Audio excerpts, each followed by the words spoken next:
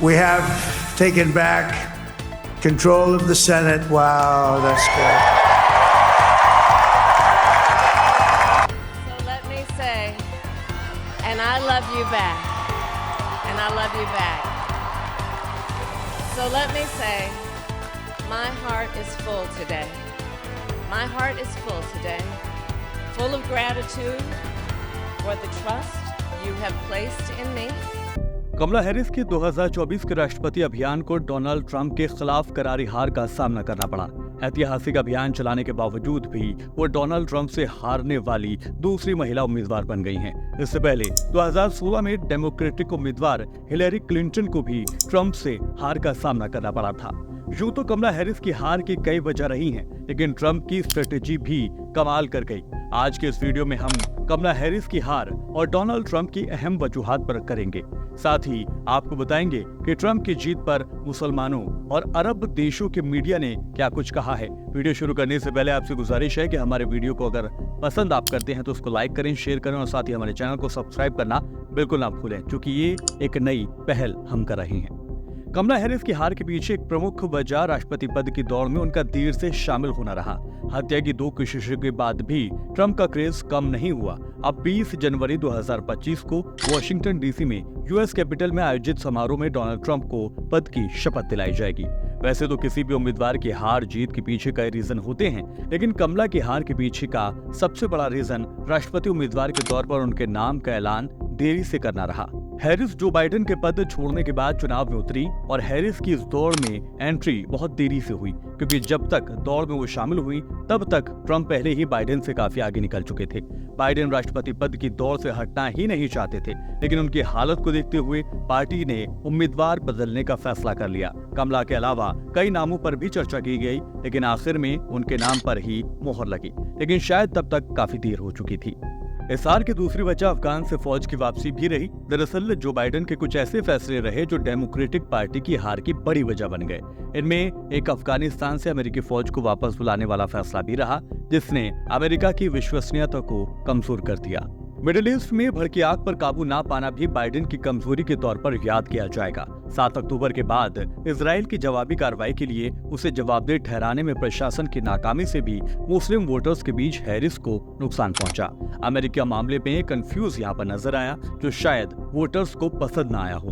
13 महीने के संघर्ष में हैरिस को लेफ्टिस्ट वोटर की हिमायत भी नहीं मिल सकी, क्योंकि उन्होंने बाइडेन प्रशासन पर कत्ल-ओ-गारत का इल्जाम भी लगाया था। चुनाव से पहले लेबनान पर किए गए हमले के बाद अमेरिका की तरफ से बयान दिया गया कि इजराइल ने उसको इस बारे में कोई जानकारी नहीं थी, जिसके बाद लोगों का भरोसा भी बाइडेन प्रशासन पर कमजोर हो गया। और चलिए अब बात करते हैं कि जीत पर मुस्लिम देशों के, खासकर अरबी देशों के मीडिया ने क्या कुछ कहा और वहां के मुसलमानों को ट्रंप की जीत से क्या नजर आता है। दरअसल गजा से विस्थापित 43 साल के जराद नाम के शख्स ने अल जजीरा से कहा है कि उन्हें इस बात की पूरी आशंका है कि ट्रंप के आने से इजराइल का जुल्म और बढ़ेगा, क्योंकि नेतन्याहू से उनकी काफी करीबी देखी गई है। अपने पहले कार्यकाल में उन्होंने नेतन्याहू से अच्छी दोस्ती जाहिर की थी। 70 साल की डॉक्टर हिलाल ने कटाक्ष करते हुए कहा कि ट्रंप और बेंजामिन नेतन्याहू एक जैसे हैं। हमारी मुसीबत बढ़ाने के लिए बेंजामिन नेतन्याहू पहले ही मौजूद है और अब ट्रंप भी आ गए हैं। गजा स्थित रिसर्च संस्था पैलेस्टीनियम प्लानिंग सेंटर में रिसर्चर जिहाद मलाका ने कहा है कि उन्हें नहीं लगता कि इजराइल को समर्थन देने के मामले में ट्रंप का रुख बाइडेन प्रशासन से अलग होगा। उन्होंने अल जजीरा से कहा है कि दोनों एक जैसे हैं। ट्रंप धारदार हथियार इस्तेमाल करते हैं, जबकि बाइडेन और डेमोक्रेट्स मीठी छुरी चलाते हैं। वहीं ईरान के अखबार तेहरान टाइम्स ने लिखा है कि अमेरिका के लोग टैक्स पेयर्स का पैसा इजराइल हमास की जंग में खर्च करने से नाराज हैं।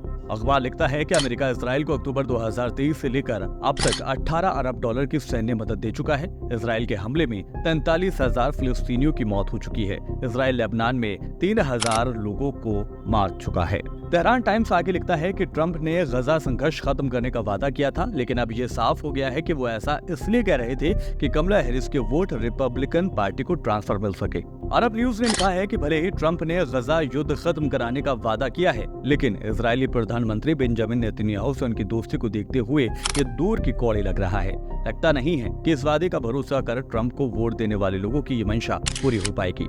इस थ्योरी में विश्वास करने वालों का ये कहना है कि ट्रंप ने ही यरूशलेम को इजराइल की राजधानी करार दिया था और अमेरिका के दूतावास को तेल अवीव से यहाँ शिफ्ट कर दिया था। द न्यू अरब ने कमला हैरिस की हार पर लिखा है कि उन्हें अपने कर्मों का फल मिला है। गजा में शांति लाने के सवाल को दरकिनार करना उन्हें महंगा पड़ गया। इसने लिखा है कि हैरिस फिलिस्तीनियों से सामान्य सहानुभूति भी नहीं दिखा पाई। फिलिस्तीन के मुद्दे पर होने वाले हर प्रदर्शन पर उन्होंने सख्ती दिखाई है। लेफ्ट के हर किसी से वो चाह रही हैं कि वो अपने घुटनों पर झुक जाए। द न्यू अरब लिखता है कि हैरिस को गलतफहमी थी कि पिछले 1 साल से डेमोक्रेटिक पार्टी इजराइल के हमलों का लगातार समर्थन कर रही थी। तो ये थी अरब देशों के मीडिया की ट्रंप की जीत पर राय, जिसे ये कहा जा सकता है कि अभी ईरान और इजराइल विवाद खत्म होता नजर नहीं आएगा, बल्कि इसमें और आग भड़कती दिखाई दे सकती है। फिलहाल के लिए इस वीडियो में इतना ही। वीडियो अगर पसंद आया तो हमारे वीडियो को लाइक करें और आपके जो सुझाव है उनका भी हम स्वागत करते हैं। नमस्कार।